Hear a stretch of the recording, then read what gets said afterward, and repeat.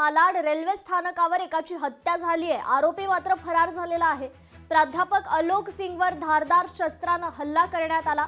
या हल्ल्यात या प्राध्यापकाचा मृत्यू झालाय। आरोपी मात्र तिथून फरार झालेला आहे। लोकल मधून उतरताना खरं तर भांडण झालं होतं। रेल्वे पोलिसांकडून सीसीटीव्हीच्या आधारे सध्या आरोपीचा शोध सुरू आहे। मालाड रेल्वे स्टेशनच्या प्लॅटफॉर्म 1 वर धारदार शस्त्र पोटात खुपसून एकाची हत्या करण्यात आली आहे।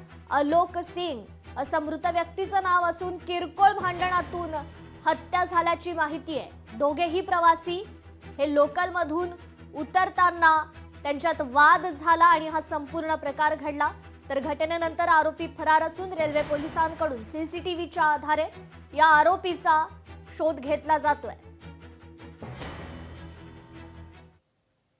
भाजप शिवसेनेच्या नगरसेवकांची गट नोंदणी अजूनही बाकी आहे। निवडणुकीचा निकाल जाहीर होऊनही 10 दिवस उलटलेत तरी अजूनही गट नोंदणी झालेली नाहीये। स्वतंत्र गट नोंदणी केल्यास सदस्य संख्येला फटका बसण्याची शक्यता आहे, तर एकत्र गट नोंदणी केल्यास दोन्ही पक्षाला फायदा होणार आहे।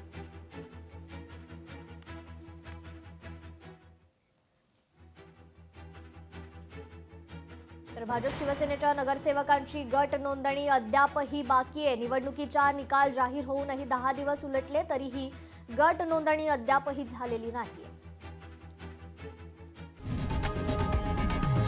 लोकशाही मराठी ऐका, पहा, जागरूक रहा।